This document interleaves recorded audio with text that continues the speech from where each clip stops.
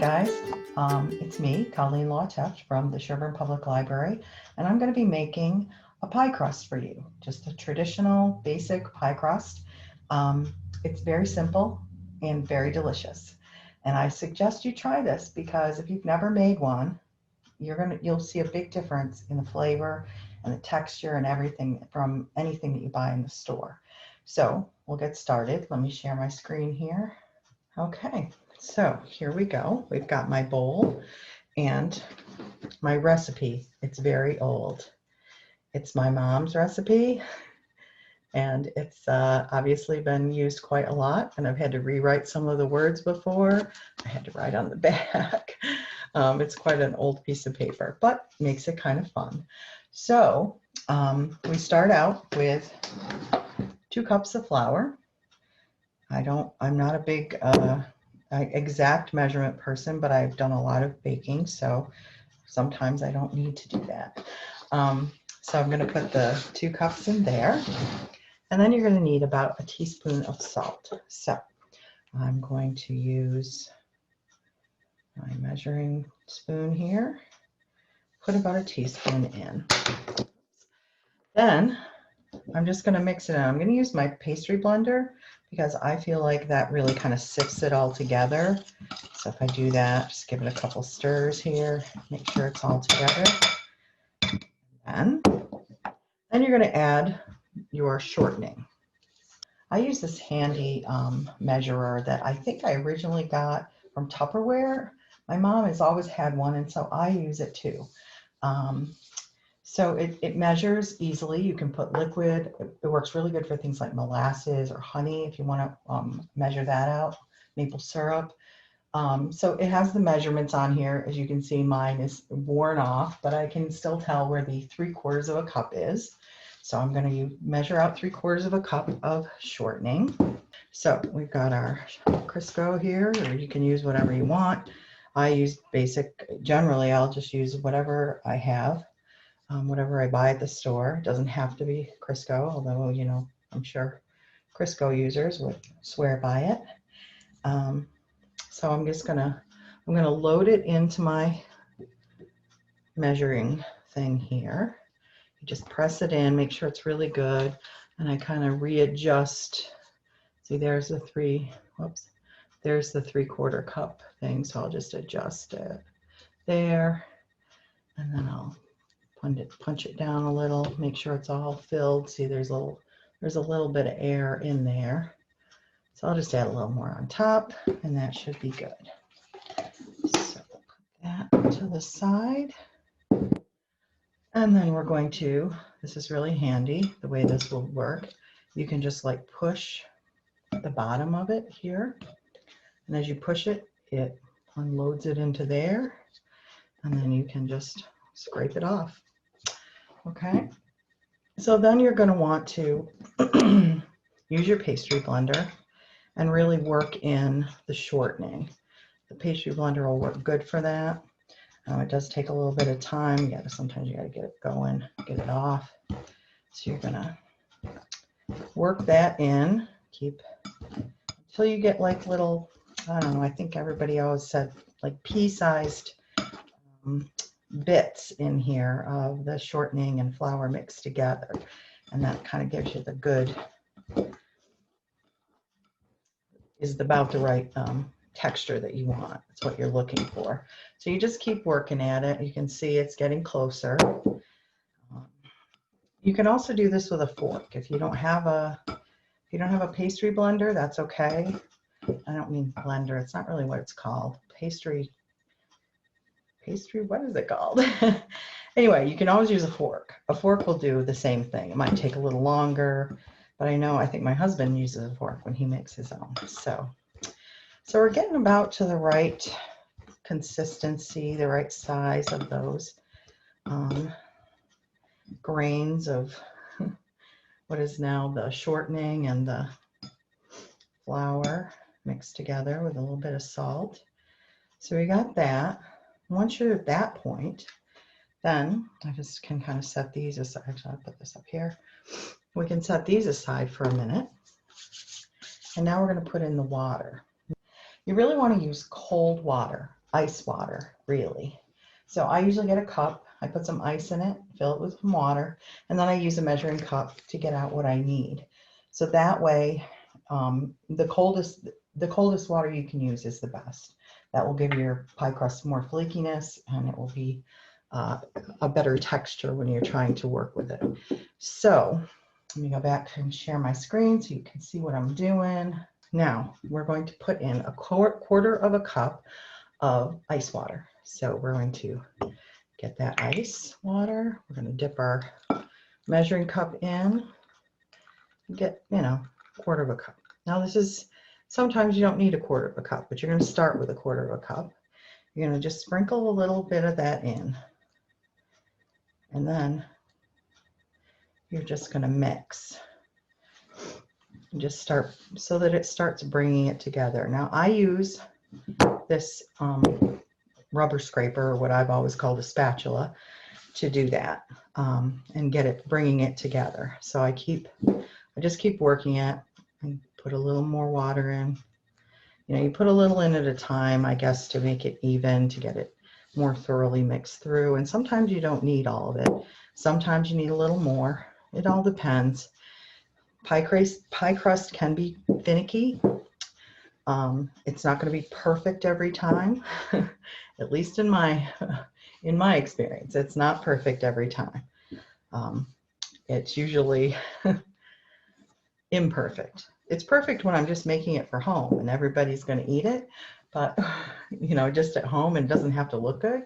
But when I want to take it somewhere, if I'm making it for a party or a picnic or something, that's when it always looks the worst. But the thing about homemade pie crust is that it always tastes delicious. So that's the important thing. So we get it going like this. And now this is looking pretty good because it's pretty close to, it's pulling itself together, which is really what you want. So I'd say this is good. You're going to roll it out. It's going to, it's got a lot of use left. Now I still had a little bit of water left in here. You can probably see that. And that's okay. You don't have to use all of the water, like I said. So now I'm going to flour my surface here. I've got a roll out pad that I use that I really like. And I use a good amount of flour. I just feel like the more you use sometimes, the better. It's not going to stick as much. That's always my thought.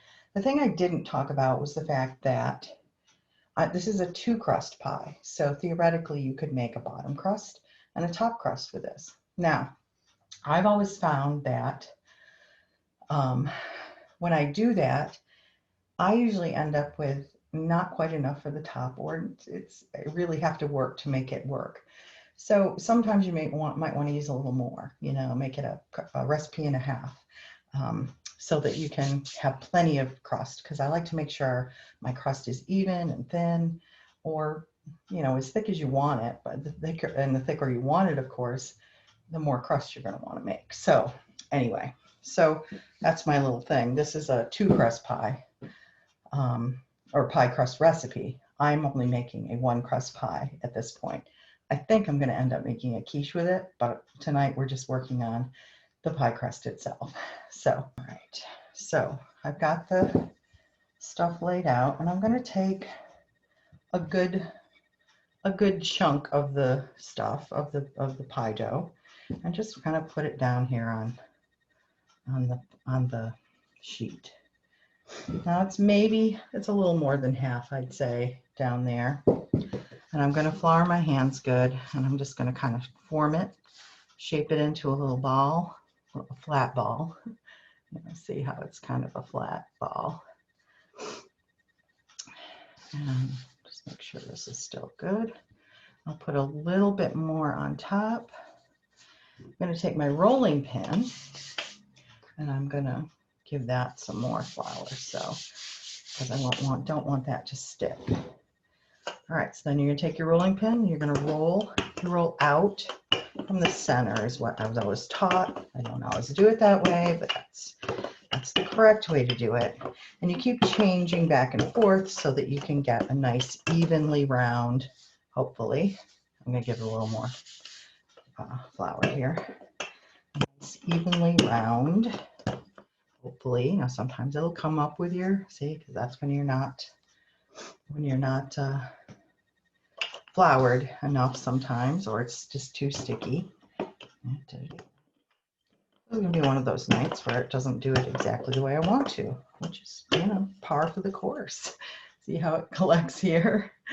That's okay. You know what I found? Pie crust will, you can repair it easily. So you're going to then roll it up as much as you can. This one is pretty, it's kind of wet, so it's not quite as good as I'd like it to be. I'm going to put my pie plate down and lift it. This is sometimes tricky. Sometimes it all falls apart, and then just roll it in. Now, it may look like a mess because it kind of is, but that's okay. So and this is a very deep crust pan. Most pans, this would be plenty of crust. So then I'm just going to work it in. I'm just going to kind of push it down and kind of work with it and let it do its thing. Let it find its spot, because you want it all the way to the ground, the bottom of the pan. So now, and you can push together some of the insides here that aren't quite together, because you want it to be solid, kind of a seal, as if it's sealed in there. And then you can take a knife and cut. See how it's hanging over the edge here? You can just take a knife and just run it along here and just let it fall. This will get you all your extra stuff. And you still, remember, you've still got some in the bowl here. So you've got plenty of crust. Now I'm going to show you how to patch it, because this is what I do when I can't get it to work exactly the way I want to. So the important thing with patching is you're going to need some of that water that you had before. So you're going to want to get that. And you're going to use that. That becomes the way to glue these together, and it works pretty well. So what I think I'll do is I will set the pie plate away for a second, and then I'm going to put a little more flour down, and I'm going to just roll out a little more of that dough. I'm going to take the leftover here, and I'm going to get some from in here. Sorry. And then I'm just going to put it on here. See what I mean by this is a 2-crust recipe, but in reality, if you really want a lot of extra crust, I always make extra crust, because, you know, sometimes things don't work out as perfectly as you want them to. So anyway, so I'm just going to make a nice strip here, mostly lengthwise, because I'm going to need this to patch all of my spots in my pie crust. So where you roll it out the way, you know, about the thickness that you want. And then bring my crust back over. And so I'm going to use a little bit of the water. You can see it here. I would usually use like 2 fingers. I dip it in the water, and then I just run it or pat along the areas that I'm going to patch. And then I'm just going to take a piece of my dough that I just rolled out, and I'm just going to press it in there. I'm going to press it in, and the water will help seal it together. You can make it look pretty nice. It's not going to be perfect, but that's not what we're making. We're not making perfect pie. We're making delicious pie. So you're going to get to that, and then I am just going to fill in some of these. These are probably fine, but if you're just doing a 1-crust pie, when you bake it, this will shrink in a little bit, and so you don't want this to shrink down too much, because then you lose all that lovely crust that you will enjoy with whatever you're making. So I've got another piece here. I'm just gonna do a little bit of my water glue here, and then I'm just gonna press it in, press it along the top, so that we've got a nice crust there. And then I'm going to do the same over here on this side where it's a little skimpy. I'm going to take another piece, maybe tear a little bit off of it. It's almost like working with clay, you know, you kind of mold it to the way you want it to be. Oops, now it's sticking to my fingers because my fingers are wet. So it thinks it wants to glue to my fingers. That's one of the hazards, but you just got to be careful. I'll just wipe my hand off a little bit and get some of the water off of it. There we go. That's a little better. And a little flour. So what's happening now is it's looking more like a real crust all the way around it. It's looking a little more perfect. We still have a little spot here and maybe a spot over here. We can just bulk it up, you know, you just take a little piece. This is my little secret I do when I'm making pies and I want them to look somewhat neat. So put that there. And then I think I'll bulk up this little area because it's very thin, almost too thin. So then once you get your crust finished, and it looks good, and all your holes are sealed, it's really important when you're at least making the piece of the crust here. If you're gonna fill it immediately and cook it, for example, so if you are making something where you don't need to cook the crust ahead of time, which would be a pumpkin pie, for example, then you want this all sealed as much as possible. Or quiche, that's another thing, which I think that's what I'm going to make in here. It would be delicious for breakfast tomorrow. So, so what I've done is you're going to want to seal it so that when you pour the liquid and everything in it before you bake it, it's not going to run through the bottom or leak through, because then it gets burnt underneath the crust and you know it's all kind of crazy. Now, it's going to happen sometimes, but that's the way it works with pie crust. And in some ways, it just makes it that much more special because it's unique and different and it's every time. So now, if you're making just one crust pie that you are going to fill later, which would be like something, if you want to make a pie that you were going to fill with pudding later, you would bake the crust and then you would fill it with pudding afterwards. Or if you're going to do like a fresh berry pie, sometimes you do that where you don't necessarily cook it in the pie crust. You cook it kind of on top of the stove and thicken it and just then put it right into the pie crust that's already prepared. So those are reasons why you know, those are two different ways you're going to do it. Now, if you're going to just cook it by itself without putting any filling in it, so like if you're going to do a berry pie or you're going to do the, what was the other one I was talking about?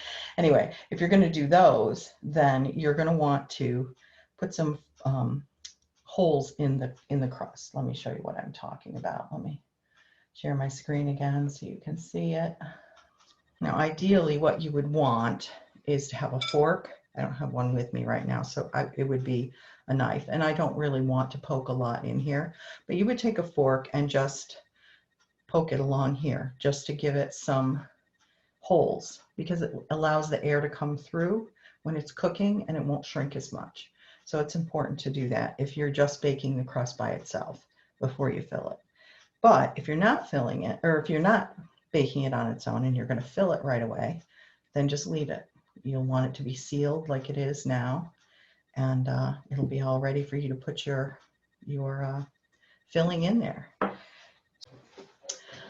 Okay, so if you're going to bake a one pie or one crust pie and you're just going to bake the crust ahead of time, remember you're going to poke it with your fork tines, and then you're going to put it in an oven that is 450 or 475 depending on your oven. And you're only going to bake it for about 10 minutes, I think, 8 to 10 minutes. Now, sometimes you'll want to put aluminum foil around the edges of the pie crust. That will help you, that'll help you to save it so it doesn't get as burnt. You can put it right around the edges here. You can see what I'm doing here.